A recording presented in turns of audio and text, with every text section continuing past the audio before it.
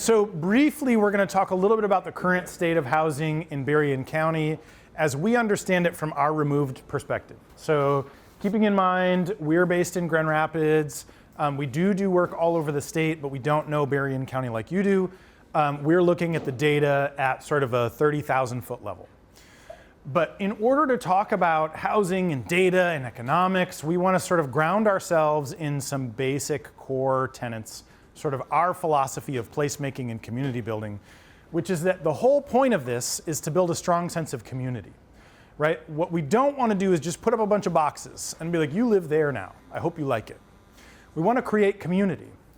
We also want to have a resilient economy and a resilient natural environment.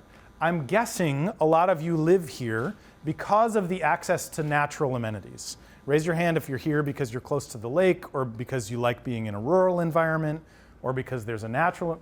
Few of you are raising your hands than I expected. Oh. Okay, that's more. This is a beautiful part of the state. And so we want to protect that. We want it to continue to be a beautiful part of the state. And then lastly, it's really thinking about quality of life. Not just can I afford it, but is my quality of life better than it was before? We want to be able to say yes to both of those things. So in order to do that, we have to acknowledge first that as the local economy grows, it demands a larger workforce, right? And if we're agnostic as to how the economy grows, right? And so to Andrew's point, if we've got second homeowners or people coming in from outside of the state, they're bringing economic influence with them whether they like it or not.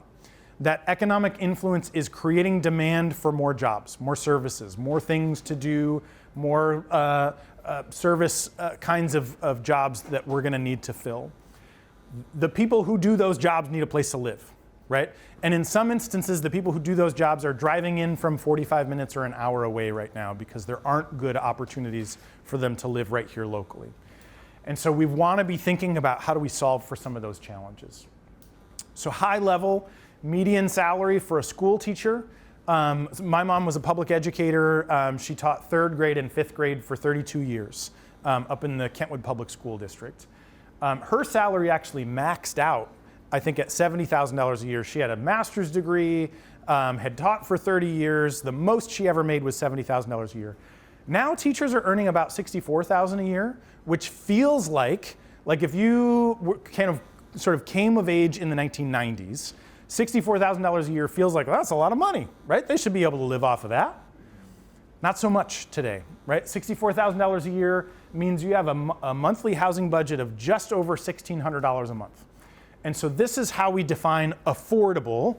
And to the gentleman's point over here, affordable is relative to the median household income, which is a countywide average, right? So we're going to have places in the county where the local average is much lower or much higher than the countywide average. And so what we're citing right now is countywide statistics, and later we might want to dive into more locally specific markets. So at a countywide level, this school teacher needs to be able to spend $1,600 a month or less to afford housing. But the average price of a house to buy in Berrien County is $304,000 right now. If I'm going to get a 90% mortgage at 6.5% interest, my mortgage and tax payment is about $500 more a month than I can afford if I'm the school teacher, right? So what we're saying is school teachers don't buy houses unless they've got a partner that they're sharing their expenses. And I don't know how many people feel like that should be true, but more than likely it is true right now. We're essentially saying school teachers don't buy houses, not by themselves. All right, EMTs. I think 2020 through 2022, we became acutely aware of how important a certain number of roles in our community were as we sort of went through the COVID crisis and began to recognize how much we need people stocking the shelves in our grocery stores, driving ambulances, showing up to work to care for sick and elderly individuals. Those are critical. We called them essential workers. But by and large, many of our essential workers are earning salaries that don't allow them to afford the average rent or the average mortgage in the community. And this is troubling, right? makes it very difficult to attract those workers. So if I'm a local hospital system or a grocery store operator and I'm trying to provide a critical service to the community, bringing in workers to do those jobs is very hard. And as much as I would like to say, well, they should just pay them more, that also gets hard, right? Because I don't know, anybody run a grocery store in town? No? Profit margin, John? No. Yeah, margins, exactly. Margins on grocery are very low because grocery stores are constantly competing with Walmart and Meijer. And so to have a local grocery store, you've got to be able to run on a very thin margin, and the more you pay your staff, the harder it gets to stay open. And so it's nice to say, well, just pay your workers more and the problem will be solved. It's not that easy. So Berrien County, Cornerstone Alliance, hired Bowen National Research to conduct a housing needs assessment. Bowen National Research is a company that we have partnered with across 24 counties in the state of Michigan to understand local housing needs at the county level. One of the things that they do in their process of doing the housing needs assessment, and you'll get a big report about all of this, but one of the things they do is they call every operator of a rental property that they can get a hold of. Now, this isn't always mom and pop landlords, right? If there's a landlord that owns 1 or 2 properties, it's hard for them to figure out who all those landlords are. But anybody that owns 10 units or more, they typically find and call and say, how many units do you have available right now? What are those units renting for? Are they 1 bedrooms or 2 bedrooms? And in many instances, they'll come and they'll actually walk the property and they'll assess, is this a Class A apartment? Is it a Class B apartment, Class C? They assess the age, the size, all of those things. So what they found was there are a little over 5,000 rental units that they could survey, and of the 5,077 that they surveyed, only 32 were vacant at the time. So on the one hand, you would say, great, that means there's 32 apartments available, let's fill them, right? But as a vacancy rate, what we want to see in a healthy market is a 5 to 6% vacancy rate. So that means we need 10 times that number of apartments available at any given time, because what we have is, if a nurse says, I'm going to retire, I think I'm done working, but I'm still going to live in the community, the hospital system needs to be able to hire a new nurse who's going to move into the community, and that nurse needs a vacant and available apartment when they move here, right? They're not going to move here with no place to live. Otherwise, what they're doing is they're commuting from the other side of the state, or from the northern part of the state, or up from Indiana. So vacancy rate is very low. And when we talk about affordable, well, here's definition of terms. This is really important. Affordable just means, can you afford it? It doesn't mean it's subsidized. It doesn't mean it's got government dollars in it. It just means the person living there can live there while spending 30% or less of their income every month. Now, in some circles, when somebody says, oh, it's affordable housing, we all nod our heads and we're like, ah, yeah, I know what that means. It means, and we assume it must be Section 8, or they must have a project-based voucher, or it's a low-income housing tax credit building. What I want you all to start to do, and this will take practice, is when we say affordable, what we're saying is it's affordable to the people who live there, right? If what we mean is it's government subsidized, we're going to say it's subsidized housing. Right? There is a subsidy attached to the housing to make it more affordable to the people who live there. Later, we're going to talk about attainable housing. This is a new word, and it's essentially a euphemism, right? Because people started to figure out when we say affordable, everybody's assuming we're talking about government subsidized housing, and so we're not going to use that word anymore. We're going to say attainable. When we say attainable, what we're saying is the middle income can attain it. They can get into it. But the question is, can they afford it, right? And so these are terms that we're going to play with today, and I want you all to practice. How am I going to use which word when? We'll give you some prompts around that.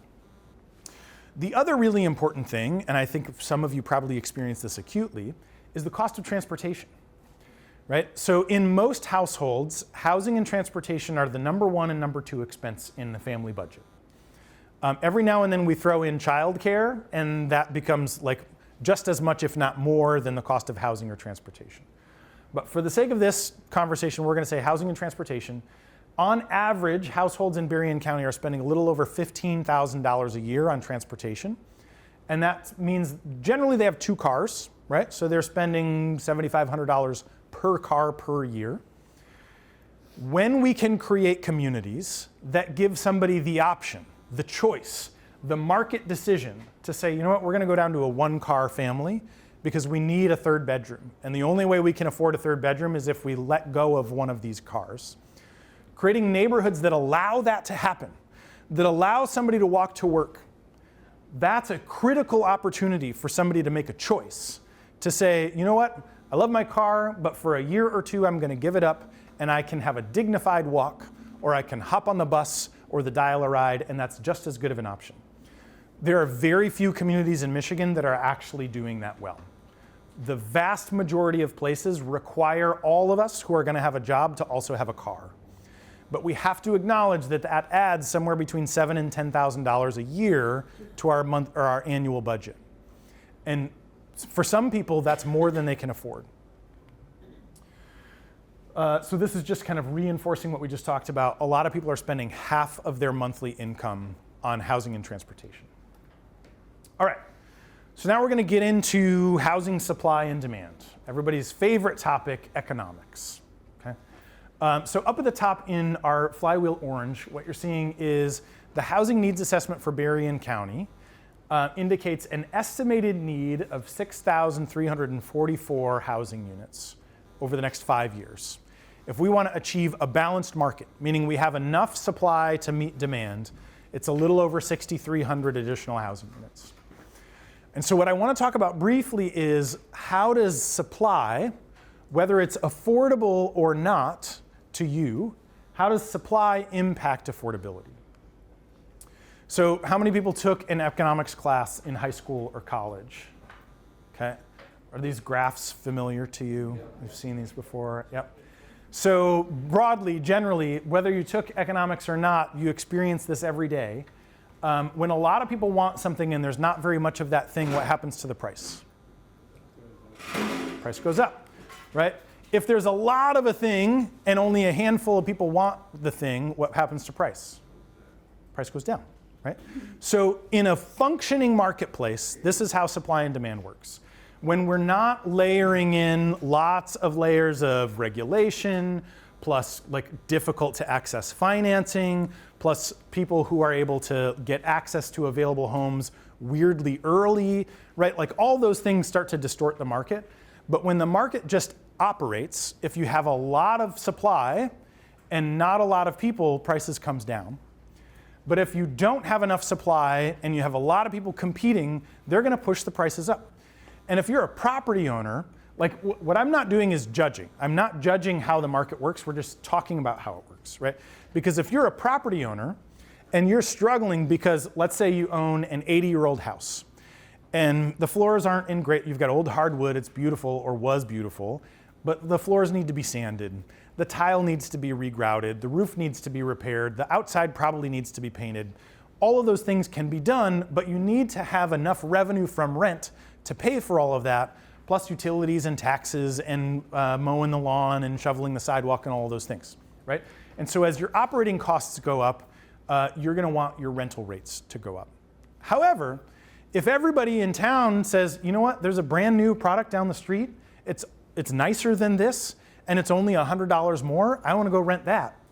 The landlord of the older property is gonna say, I think I gotta lower my rent or I'm not gonna get a tenant. And we're seeing this play out in dozens of markets across the country right now. And this is called economic filtering, right? So what's happening is, and there was just a great article about the Denver housing market. They added tens of thousands of units over the last 5 years. And what they saw over that 5-year period is rents come down. But what was interesting about that, and I'll see if I did put the slide in. What's interesting is Class A apartment rents dropped by about 4.5%. Class A is the nicest stuff, right? It's brand new, it's got granite countertops, it's super, super nice, right? Class B came down by a little bit more, 4.8%. But Class C, that older product that I'm talking about, that probably needs a little more improvement, prices on Class C apartments came down 10% because they added a bunch of market rate housing, right? And so in a little while, we're going to talk about how do we build new housing that is affordable to our low and moderate income households. And that's an important conversation. But I also want to make sure that we all understand and agree that new market rate housing has an impact on affordability for everybody else in the market. Even if the new market rate of affordable housing isn't affordable to me, it's affordable to somebody, and that supply is creating a cascading impact across the marketplace. So what we don't want to do is throw shade on new market rate housing if it's serving an important need and it fits the community master plan, right? So that's an important thing. Does it fit the community master plan? If it does those things, it's positive. We might not want to give it a public subsidy, right? I'm not advocating that we should give away a bunch of taxpayer dollars to make market rate housing unless it's creating some other public benefit. But I do want to acknowledge that market rate housing has positive impacts on affordability for lower income households. And there are clear correlations in a lot of research studies out and available now. Distill that Yeah. to like 10 seconds, right? That's great. Yep. We're all having this good discussion, and I love the information, but what's your recommendation on the 30-second version of what you just said? Yes. More market rate housing is better than no housing. And more market rate housing brings down the cost of older housing. As long as we're getting enough of that supply into the market, we will see an impact across other segments of the market. And what's interesting is this little graph on the left, we pulled out of the housing needs assessment. Bowen kind of carved up Berrien County into 8 districts. And in those 8 districts, they reviewed all of the housing that was built pre-1970. And I'm making the assumption that that pre-1970 rental product is all Class C or kind of a B- product level. And you can see how many units are available in each of those districts. There's almost 9,140 of those units across Berrien County. And so when we add market rate housing someplace, doesn't really matter, it matters a little bit where, but not a ton where, all of those units will be impacted in price, right? Because now the landlords in those properties have more competition, right? Right now, they're the only game in town. They are the only option. And if they want to charge $1,500 a month in rent for a Class C apartment, they can do it because there's nobody competing with them.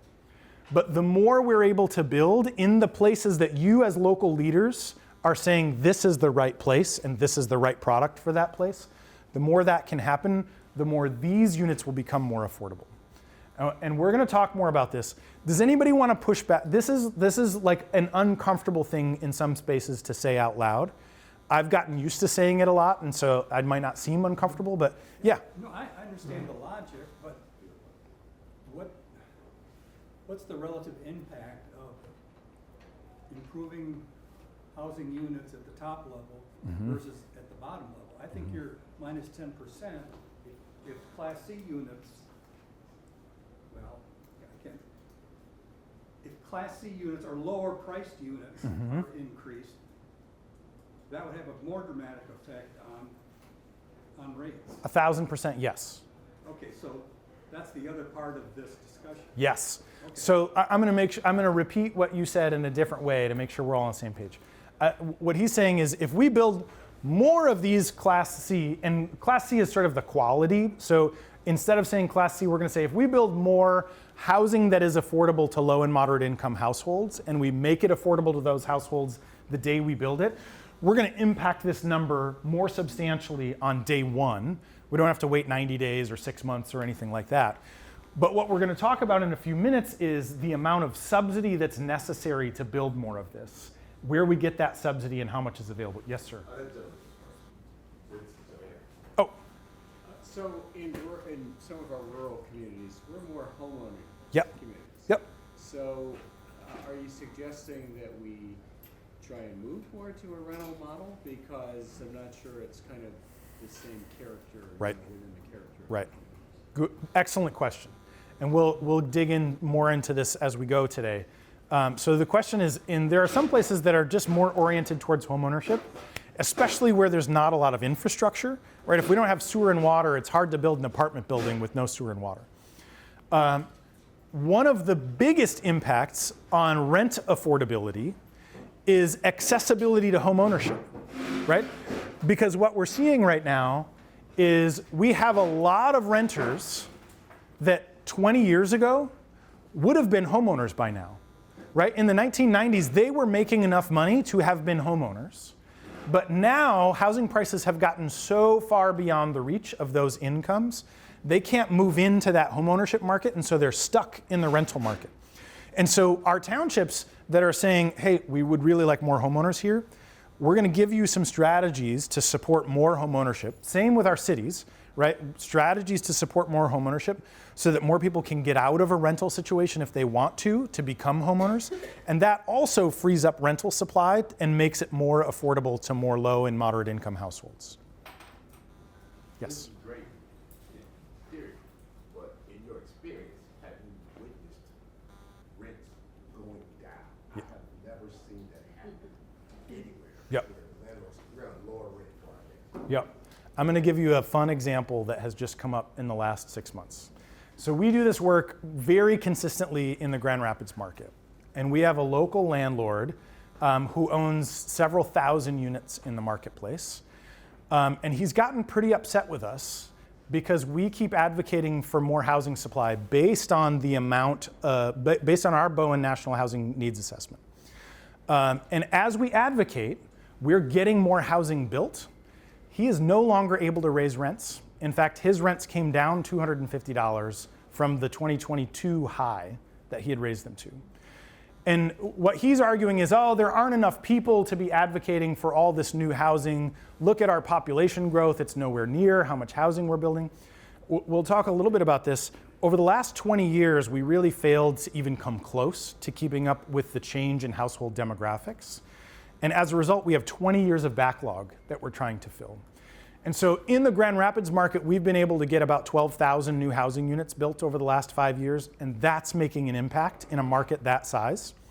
In a market this size, if we build 30 new units, you're not going to see this change, right? If we need 6,000 new units, it's when we start to get to 1,000, 1,500, 2,000, you're going to start to see pressure on those older properties to either improve or lower their rents. But like the important thing about that question is, if we build one small project in one neighborhood, the next door neighbors aren't going to expect that, oh, good, my rent's going to go down $300. It doesn't happen like that. It's sort of this smooth curve across an entire community or a region. I think I saw your hand too. Yes. Kind of where I got uncomfortable Mhm. trying to understand is that when these new structures come into place, new homes, and the pricing is this kind of this shifting game thing that's happening. We can talk about homes and we can talk about prices, but what I'm not hearing is it also running humanity? Is it shifting the families and the children? Are they being displaced? Yep. Because of the fact that they're caught in this kind of housing game. Yep. And so now you have your folks that are on the ground, social services, some of the agencies, the community local agencies, overloaded with trying to now support and to help these folks that get caught up in the Yes. system.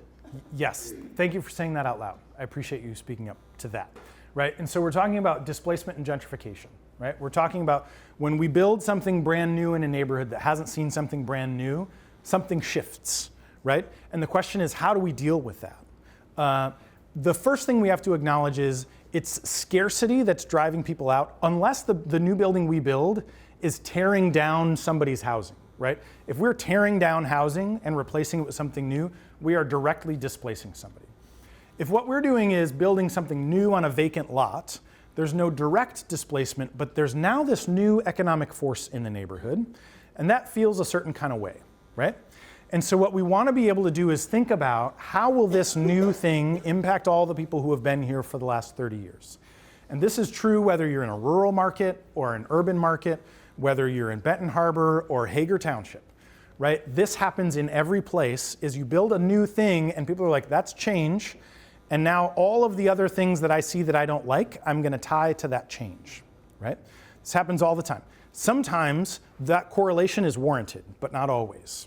And so what we want to be doing is really unpacking, unfolding all of the dynamics of that investment and understanding how does this particular investment actually impact the people in this neighborhood?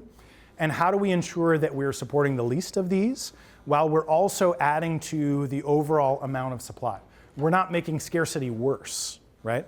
And so on a neighborhood by neighborhood basis, and sometimes a block by block basis, we've got to be really strategic about these choices. Ryan, Yes, John? without throwing a wrench at it, Yeah. right? Yep. in all of this, I can't help but think this is like spinning plates, right? There's housing, Yep. but there's industry, Yep. and there's infrastructure. Yep. And it's chicken and egg, right? What comes first? Yeah. If you build the industry, does the housing come? If you do the housing, are the people gonna come? If there's not infrastructure, isn't anybody Yep. gonna come, right? And so, when we're looking to try kind of grow, the one thing that we're dealing with here in Berrien County, and I can probably speak for other, think about other counties up and down our lake, we're not a closed ecosystem. Right. We have an open market where a lot of second home buyers come. Yep. They wanna live here, they want nice restaurants, they wanna have nice, amenities and all the rest. But is that helping the people that live here? Is that bringing housing? You might be bringing new housing, somebody's super nice house, but we're not growing in the element of how. So if you can touch on how we spin those plates together. Yeah. It just seems like that's imperative to just maybe build more. Yeah. Or figure out the. Yes. So this is why we named our company Flywheel, right? Think of this as housing judo, right? We're going to take the energy of the market and we're going to leverage that energy to do the things that we want it to do in the marketplace. And that's the power that you all have as local leaders. And so what's interesting, and I appreciate the question that, hey, what comes first, the housing or the industry? It's chicken and the egg. The industry is already here. In many places, the infrastructure is already here, right? And so what we're missing now is the housing, right? We have jobs that are going unfilled or that are being filled by people who are commuting much too far to be comfortable. And so those folks we know need housing. And so I don't have any question that additional housing is needed. And the question for all of you as local leaders is, where do you have the infrastructure and the energy to harness that political capital and direct it in a way that you want it to serve your community? So our job and Cornerstone Alliance's job and some of the community consultants' jobs is to help you understand those market dynamics and direct that capital that's flowing through the community no matter what, right? Those second homeowners, there is currently not a state law that allows a local unit of government to stop somebody from Chicago from buying a house in Berrien County, right? Like maybe the legislature should think about it, but until they do, that's going to continue to be an influence on the market. And so we've got to think about, how do we leverage those dollars? How do we capture what we can in order to do the things that we know we need to do in Berrien County? I'm going to keep going for a little bit, but there's going to be lots more opportunity to talk about these things. So in the housing needs assessment, it talks about how much more rental supply do we need, how much more home ownership supply do we need. Broadly speaking, there's roughly 2,200 additional rental units that are necessary across Berrien County. And what I want to point out is this number, right? So, but when we say price point, that means monthly rent. How many of you think that $1,700 a month is affordable for an apartment? Andrew, thank you. It doesn't feel affordable, right? I mean, the first apartment that I rented, I was 23, 24 years old, like rented by myself. It was $400 a month. And it was a 2-bedroom, right? And I was like I was waiting tables, barely made that work. Can you imagine a 2-bedroom apartment now that costs you how many people have a mortgage that is less than $1,700 a month? I was thinking about roommates, Brian. Yeah. Sorry. Yeah, right? However, we need 382 additional apartments at that price point because there's demand in the marketplace. There are people in the market today who will pay that much money to rent a place that is a high quality in Berrien County.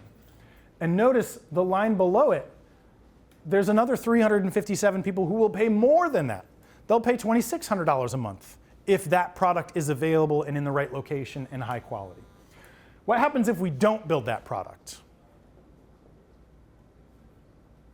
If there are people in the market willing to pay that now for a brand new product and we don't build it, What will those people do? Yeah. Yeah, they're gonna take what already is available and is more affordable than that, right? They're gonna be renting the Class C stuff, right? The Class B stuff. So as much as we get frustrated because there are wealthier people in our community who can afford more than we can, if we're not creating options for those folks, they're just gonna outcompete us on the stuff that's already here. And that's what's been happening for the last 20 years, is folks with more money show up and they say, it's cheap here, I'll buy two, right? And we're like, wait a second, I didn't get one yet. But we don't have a way to stop that, right? We don't have a way to say, no, you don't get to buy anything here. And so again, we can have other conversations about policy at that level, but for now, it's all right, we got a market here. Somebody wants to dump a bunch of money into a new apartment building. How do we make sure it goes in the right place and it does the right things for our community? Let's make sure that we're getting what we want in our community. So now, we still need about 1,500 additional housing units that are priced in that kind of $1,000 a month or less, or $1,000 a month up to $1,500, $1,700 a month. And those units, that type of housing probably needs some degree of subsidy and probably some degree of flexibility in terms of zoning in order to make those price points happen. We'll talk about why. How do you keep the people from more people coming You don't. than 357? You don't. Yeah. So, and this is what's, again, I didn't really explain. The reason we call ourselves Flywheel is because what we want to do is leverage that energy that's coming in, do something good with it, and attract more energy, right? The way cities get built, every place in the world for thousands of years, has been somebody decides to do something that attracts somebody else. They then do something together that attracts more people, and they do something together that attracts more people. This is just how human civilization has grown up over time. How many people moved here to get away from all of that? How many people moved to Berrien County because you were like, I don't want to be in the city anymore? Yeah, right? So part of what we want to be doing is thinking about where are the places where we want to accommodate growth, and where are the places where we want to let rural be rural, right? Because both of those things are important. We want to preserve agriculture. We want to preserve historic character. We want to preserve what makes Berrien County unique. And frankly, it doesn't take very much land to create a really dynamic place that attracts a lot of people. And there's a lot of vacant land that's already served by infrastructure. So we don't need to sprawl out into the countryside. We can do it all within the footprint of our existing municipal boundaries if you want to. New homeownership opportunities that are affordable to middle-income families are the best way to make rental stock more affordable. Because again, if I can get those high-income folks, high-income renters, to get out of those apartments and into a new homeownership product, then I've got less competition for rental product, and my prices are going to come down there, right? But what this means is, in order to get somebody who's earning $70,000 a year to afford homeownership, we can't require them to buy a 2,200 square foot, 4-bedroom, 3.5 bath house on an acre and a half. I don't know anybody that can build that product for $275,000. We're going to talk about more of this kind of product. How do we build this product in the places where you think it's appropriate so that we can create more homeownership opportunities in Berrien County?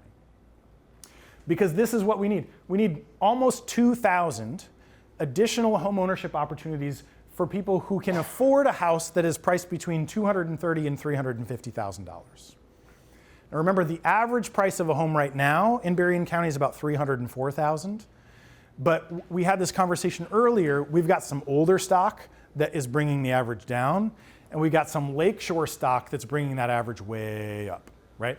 And so what we need to do is think about how do we build more of this stuff in the middle. So let's talk real briefly. Why don't we have enough housing today? If this were truly a market-based economy, wouldn't the market just solve this problem by itself? If anybody's skeptical about the whole supply and demand thing, let's talk about kind of where this comes from. So this graph begins in 1975, and it shows the share of new homes constructed that are considered starter homes, right? So what this is showing you is how many starter homes out of all the homes getting built got built year over year over year over year. What do you notice about the line? It's consistently crashing, right? So in 1975, 40% of all of the homes we built were considered starter homes. 1,400 square feet or less, they were priced very affordably to our middle income households. If I was a teacher or a janitor or had any kind of 40-hour-a-week job, I could probably afford a starter house if I saved for a couple of years, right?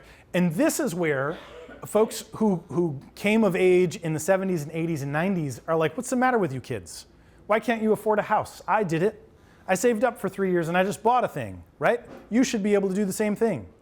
I hear that in a lot of communities, but the market is very different now than it was in 1990, right? Because we've bid up the cost. So something unique happened in the US in 2007. Who remembers what happened? The crash, right? And so during the crash, so we had this financial crash, Lehman Brothers fell apart. At the root of all of that, what was the problem? Mortgages, right? We were bundling mortgages. We were lending to people who maybe didn't need to get a mortgage at that particular moment. And so in 2007, the federal government turned off the spigot for mortgage loans. They basically said, we're not lending to anybody with less than a 750 credit score. And they stopped lending for about 5 years. And meanwhile, what happened during the foreclosure crisis in your local markets? How many people owned a house in 2007, 2008? What happened to your property value? Went down, right? I have a nightmare of a story. I bought my first house in April of 2007. We bought our house for $117,000. 9 months later, it was worth $64,000.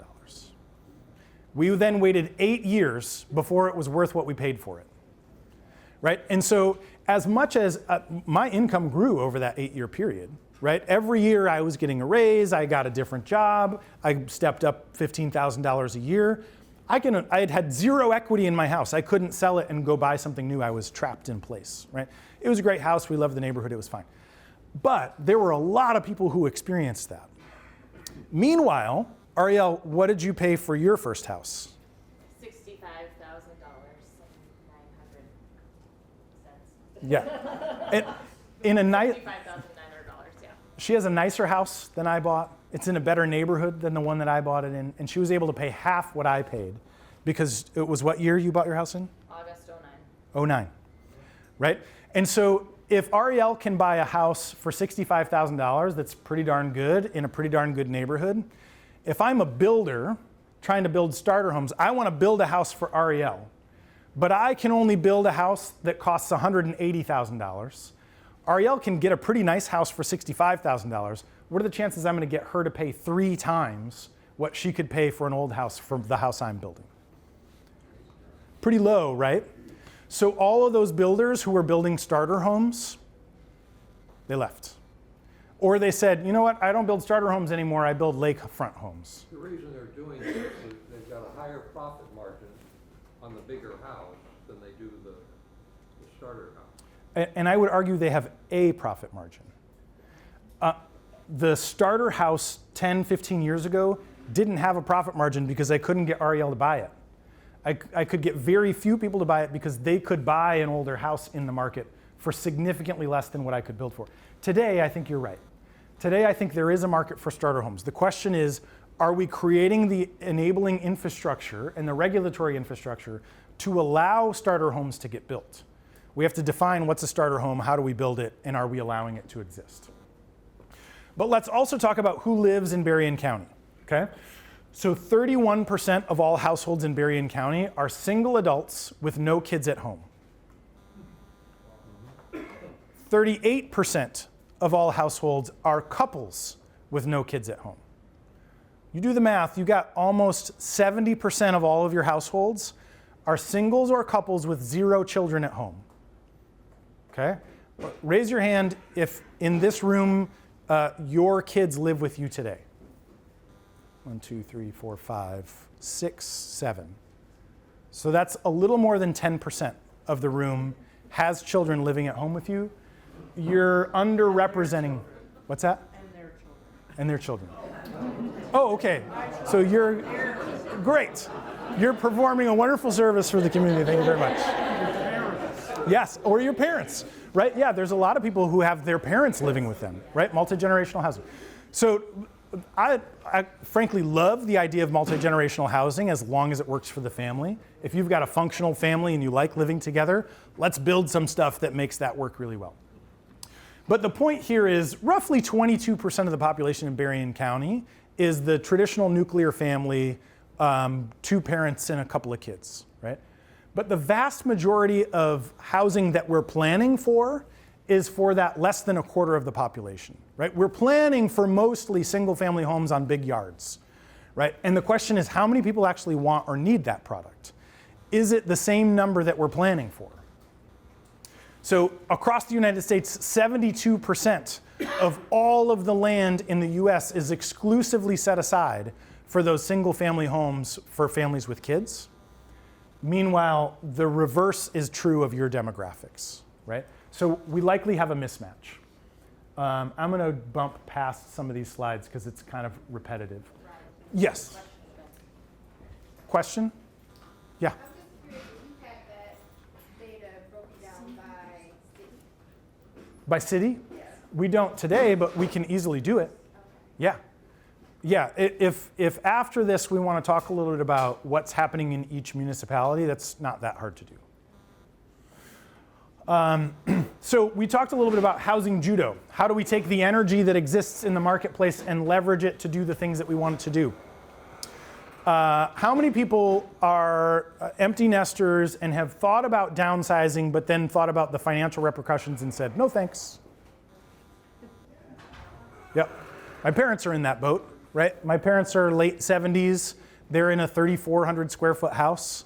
They thought about, we don't need this anymore. Like, nobody's coming to stay with us. We don't even go to their house for Christmas dinner anymore. They come to our house. So like, they went and looked for a condo, but then they realized, oh, we're gonna pay like 5 times as much in taxes than we currently pay. The condo's gonna be a third the size of the place that they're living in now, and it's gonna be more expensive than what they're living in now. And so thinking about how do we solve for this demographic? What if all of you who are empty nesters who thought about, you know what, I could downsize. And if there were a great option, I would probably do it. You would then be leaving behind a great single family house for the next young family who wants to move in, who right now is waiting on the sidelines. They're standing at the county boundary going, please make a house available for us because we want to move in. And so if we can solve for the folks in the community who have equity, have an interest in staying but want to have a different housing situation, we then create these new opportunities for people to move in. So then lastly, I think this is the last thing I'm going to talk at you about, and then I'm going to let fun Adam come back in and help you through the next exercise. So what does it actually cost to build? This is the key question, because I think we've established, hopefully, what we need and for whom we need it. And so now, what does it actually cost us to build these things? Anybody a builder in the room? Okay, I'm gonna have you guys cross-check my numbers, because I don't know, I don't live in Berrien County. Roughly, it's about $250 a square foot to build new residential product. Would you push back on that number? It's a highly variable number. It depends on what goes into that. Yeah, great. Level of finish, right? If I'm building, let's say it's a simple starter house that we're not trying to be super fancy with. Or you could build for half of that. Build it for half of that. Okay, great. What's included, is that the lot price too? Is that the connection fees? Is that all the fees you pay for communities? I don't know, you Or is tell that me. just construction? Yeah, you tell me. That's probably just construction. Do you think that's just construction?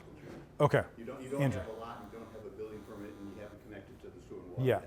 Yeah, that's what I was thinking. Andrew. I would say on multifamily projects that we've been engaged with, whether they're new or even upper floor rehabs, 250 is a pretty reasonable number. Okay, middle of the road number. A nice level of finish, but not top tier. Yep. But there might be some chances to bring that number down, is what I'm hearing, if we're smart and strategic about our decisions. Okay, real quick, everybody, if you've got a smartphone with a calculator on it, pull out your smartphone. Bring up your calculator. If you know how many square feet your house or apartment is, enter the number of square feet that you have. Now multiply that number by 250. Press equals. That's what it would cost for us to build your house or apartment today. They said 390. I'm not a builder, but I do have a real estate background, and I've seen a lot of construction pricing. And I think 250 is probably almost an entry level building cost Yes. in this county. You go into some areas, it's well over 400 or more Yep. for executive level housing. And I think really some of the only builders that could probably hit this have to have a scale of buying power and specific products Yep. to keep that in play. I mean, it's very rare that I see new construction coming in at, at that price. It can be done, I've seen Yeah. it, but It's not common. yeah. I see you. And therein lies the challenge, when people come in and say they're building affordable homes and they quote that number, Yep. but don't continue with the exercise that you just did. And then you're asking people the question, what do you consider to be affordable? Yes. And therein lies there's a bit of deception. Yes. It feels like sometimes, and that's unfortunate. Yep. But that is what's being faced. And like to our county planner said, 250, that's a relatively low number. Yeah.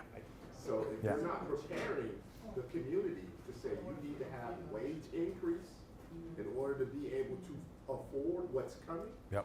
or you need to look somewhere else. Yep. That's the reality. Yep. That's right. Can we get a contact number for the gentleman? Yes. You're going to have a lot of houses to build. Yes. Very smart. Very smart. Okay, so if we're going to build a 1,400 square foot house, if we multiply 14, I think I based this on 1,400. If you still have your calculator out, you can check my math. If we're going to build that house today, the cost of construction is probably about $375,000. Add in the land, we're guessing it's about another $40,000, depending on which neighborhood it is, right? Depending on how big the land is. I'm sure there are some places where I could spend $150,000 on land. There are probably some places where I could spend $15,000 on land, right? I didn't factor in utility connections. That's probably another issue we'd have to think about. But I think on average, the standard house getting built today is going to be in about this price point. And for our realtors, are we seeing kind of that number? Yeah, okay. So affordable or not affordable? Ooh, it depends. Yes! This is the right way to answer that question. And I wasn't baiting you into that, but thank you for doing it. So with those numbers, if we want to create a new 2-bedroom apartment that's 800 square feet, our cost to build is $170,000. That means the monthly rent payment has to be $1,558 in order for the property developer or landlord to break even, right? We're not baking in a profit margin. It's $1,558 just for them to be able to pay construction costs, interest rates, taxes, operating maintenance. All of that stuff adds up, right? And if anybody wants to walk through a pro forma, we can show you the way that we put that together. If somebody can show me how to build an apartment less expensively or rent it less expensively and not lose money, you will help me help a lot of communities. So in order to get, if you said, great, we want that 800 square foot apartment, this is exactly what we need, but instead of costing $1,500 a month, we want it to cost $900 a month, I will say, great, give me a subsidy of $130,000 and I'll make that happen. Okay? So for every apartment that we want to be priced at or below $900 a month, I need $130,000 from somewhere. It could be philanthropy, it could be a tax abatement, it could be a tax credit, it could be a combination of all of those things, but I got to scrounge up a bunch of subsidy in order to make that apartment actually affordable to somebody earning less than $60,000 a year. And that assumes you can build an 800 square foot apartment in the community you're talking about. Thank you very much. Yep. If we want to build something to own, 1,500 square feet is going to cost about $415,000. My mortgage, if I assume a 90% mortgage, 10% down, 6.5% interest rate, amortized over 30 years, plus taxes, mortgage is going to be about $3,100 a month. But I want to get somebody who's a homeowner into a home that only costs them $1,200 a month. So make that happen. The response is, okay, we just need $290,000 and we can make that happen. If we're requiring 1,500 square foot homes to be built the way we've always built them, the subsidy required is $290,000. Okay? So this is the math we have to ground ourselves in as we start to think about what is affordable, who is it affordable to in our communities, and how do we get there? So in Berrien County, we currently have 6,000 households that are spending more than 50% of their income on housing. If we decided as a group collectively, we wanted to generate subsidies necessary to ensure every single one of those households was spending 30% or less of their income on housing, I would need $1.1 billion of subsidy today. Okay? For reference, the state of Michigan gets an annual allocation of $27 million to cover the entire state with low-income housing tax credits. So if the entire state of Michigan has $27 million to go around and Berrien County needs $1.1 billion, I'm not looking to the state to solve my problems in Berrien County. When I can leverage state dollars, I'm getting them, right? I will take every single dollar I can and plant it in Berrien County. But I'm not going to assume that the state is going to solve this problem. So if we can't afford to subsidize the costs for everybody in need, the idea is let's do what we can do. And this is why that earlier conversation about we got a bunch of people who are trying to spend money in our town to create housing, interesting. How do we use housing judo to take that capital and put it in the places where we know we want it to exist and leverage it to our benefit? Thank you, sir, from Chicago. If you're willing to invest $3 million here, we will gladly take your investment, but you're going to build the thing that we know we need in the community. It's got to make mathematical sense, right? Or they're not going to do it. But leveraging those dollars to benefit local communities is the way forward. All right, we're going to take some questions, and then Fun Adam is going to engage us in some group work. So, what strategies have you seen municipalities employ to bring up Class C housing? Yep. Because it's not always possible to build more, but Yep. we can enhance what we have. Yes. All right. So the question is, how do we enhance our Class C housing? And then you added, we can't always build more. We're going to explore that a little bit because I wonder why we can't. But if we want to bring up Class C housing, one of the best ways to do that is to offer a tax abatement in exchange for property investment, right? So if you've got an apartment building in town or even single family rentals, right? If you've got single family homes that you're like, oh, these are looking a little tired. If we want to encourage somebody to invest, we can offer a 5-year tax abatement, a 10-year tax abatement. You can go up to 25 years with a payment in lieu of tax. But you want to be very clear about what is the public benefit we expect to receive in return for the tax benefit. Did you have more? Yes, and are there municipalities that have those policies already written for review? Yes. Yeah, we can give you templates. We've written them for communities. I've got small lakeshore communities. I've got big cities. You tell me what you want, we'll get you access to those. Yes? I think it's important to at least bring up, we know we need housing units and affordable housing units, but from a government perspective, now that you can use a TIF for housing and we're in the middle of kind of negotiation right now, and you get a 50 or a 20-year TIF, you're not paying fire, you're not paying police, you're not paying street millage. So while we want this housing, we can't be distracted by these shiny things when we can't pay for basic public service. Yes. Because we're not getting that revenue. Yes. So You don't have to answer? give them all the TIF. What's that? You don't have to give them every penny of TIF, Right. Yeah. right? You can give 90% or 80 or But then it comes down to, this is what I need to build it and to make it affordable in Yeah. the community. Yes, and so how do we negotiate in a way that benefits the community as well as the developer who's going to build the housing we say we need? Can do it. Yes. They have to be able to And you have perfectly set us up for the next chapter of the work we're going to do today, because that's exactly where I want you guys to be. I want all of your communities to be financially sustainable over the long term. I don't want to give away all of your revenue now, hoping to solve today's problem and just creating a problem for the future. We want to create 3 to 7 generations of economic resilience with the investments we're making today. So it's sort of tying a number of the units to the AMI and maybe putting it specific for your municipality rather than the state or county. Yep. You're onto it. Yes, sir. Ryan, we're an organizations like Habitat for Humanity or the Fuller Center for Housing come into play Yeah. in this type of stuff? Yeah. I was a house leader for 7 years for Habitat, and I'm just curious, in Chickasha Township, how something like that could happen. Absolutely. So the question is, where does a Habitat for Humanity or another nonprofit come into play? How do we leverage them? The answer is we want to make sure they're connected to property. So if there is inexpensive or frankly free property that you can make available to a Habitat affiliate, let's figure out how to make that connection. Typically, a local Habitat affiliate is building somewhere between 5 and 15 houses a year. That 5 to 15 houses is extraordinarily important to the 5 to 15 families who benefit from those homes. And we need 6,000 housing units in Berrien County, right? So Habitat is a component of the solution, not the solution.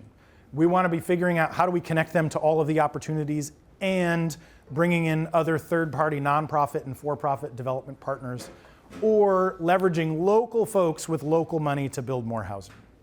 Are you going to touch on policy later? I don't want to ask that question now. Yeah, we'll touch on that after the break. All right. I wanted to ask, what does it look like as far as our planning commissioners maybe, when you talk about negotiation? Yeah. And benefit to the community? Yeah. What could possibly be some of those benefits, and should you be pretty bold and not shy away from that negotiation process? Yes, great question. So generally what I would recommend is that the Planning Commission, before you even see the development, you've set out what are your goals and objectives for the community, and it's written down in the master plan. And you've said, here's what we want, right? These are the things we're trying to achieve. If a developer comes forward and says, we're doing everything you want, don't say, okay, great, but now that we have you, we also want this, this, this, and this, right? Because then developers like, whoa, like I put together this plan, I thought I was doing what you wanted, and now you moved the goalpost on me. If they come to you and say, hey, we're following your master plan, we're doing the absolute minimum necessary, but we would also like all of our taxes forgiven for the next 25 years. Then your response is, okay, great, let's talk about what the benefit to the community is, right? And this is where it gets interesting, because as you all have heard, the developer will almost always say, I can't do it without all 25 years, you have to give me all of the TIF, and even then, this is a really skinny project, and you should be thanking me for being here, right? That is not wrong, right? Right now, the cost of construction is really high. There are developers that are figuring out how to make a lot of money. There are other developers that really aren't making very much money, and it's difficult for the average municipality to figure out which is which, right? Markets shift in times, and demand can. Absolutely. Economies, when you're trying to plan, not developers, but when you're trying to plan that out for the long run, you know, things can impact the return on their investment, you know, in 3, 5, 10 years. Yes, yes. They are taking on a lot of risk, right? They're gonna commit to something today that isn't gonna be available in the market for 2 to 2.5 years. And so they're making a bet that I'm gonna make a big investment right now that I hope is gonna pay off in 2.5 years. So the negotiation, I think, is the tricky part. And what you wanna do is have a partner, and this is the value of Cornerstone. I think in some instances they can come alongside of you and really kind of dig into the math with the development partner and make sure that your local decision makers have all the information they need to make a good decision. I just want to say, just in particular, my focus on my community, Benton Harbor, I've just seen some development happen, Yep. new things being built. But I never saw the doggy park happen. I never saw the Veterans Wall happen. Yep. That could have added to a community that's been determined to be somewhat oppressed. And so then to have these new projects come in, Yep. but I don't see how it, you know, overall added to, especially the aesthetics of the community, other Yep. than the new project that's went. Yep, yep.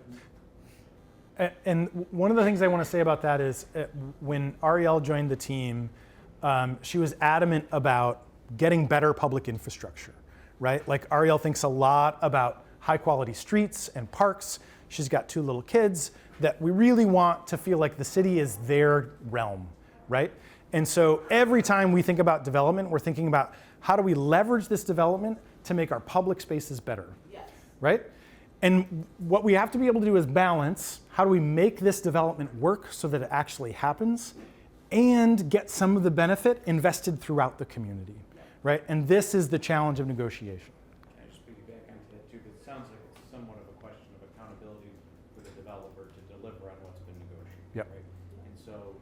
when a municipality or, you know, an entity is making that agreement, there should be provisions on how you follow up with that developer to hold them to it, or, you know, taking back some of the Public credits or committee. things like that. Exactly. 'Cause, Yeah. you know, there's typically a process at the local level that moves all the way through of approving and discussing what that project's gonna look like, what the benefits to each side's gonna be. And if one side isn't holding it up, then it's kind of probably gonna go back to that local level and, Yep. you know, have a conversation with them versus that part of it. Well said. Andrew? I just wanted to add a bit to that. Sometimes it's just asking, right? Like, if you don't require a sidewalk in front of your, you know, in your zoning in that area, developer might not build it. Yep. But if they're taking your money as part of the deal, Yep. you can say, well, if you're getting our incentive, then you're gonna put a sidewalk, you're gonna put a bench, Yep. or whatever that might be. Yes. I think to Ryan's point, there needs to be some consistency to it, and it shouldn't be arbitrary or, you know, the goalposts shouldn't be moving, but you have, every municipal official here, the staff or elected level has the ability to shape these projects through your plans and your Yes. policies. Yes. Yes, this is so huge, really, I'm serious. Okay. Because I've seen that thing happen that makes a difference in communities when Yeah. they say, oh, why do they look so good over there? Yeah. It's because they're planning and the folks that are at the table are saying, they've got their list ready and they're making sure that that added stuff that they want for the community as a whole Yep. is happening. And then you've got these other communities, unfortunately, sometimes they're oppressed communities, Yep. that you don't have people at the table saying, hey, we're not just interested in this block right here, but we're hoping that you can come over and bring something over in these areas as well. Yes. Yes. To be able to piggyback on what it's important to know who's accountable for these things. Yep. I think a lot of times, a lot of things are placed in buckets of responsibility where they don't actually belong. And if you don't necessarily know who is the actual decider, Yep. deciders, in making those decisions, make a lot of these things fall through the cracks. You're right. That's just an education. That's absolutely right. You're Are- talking about the infrastructure.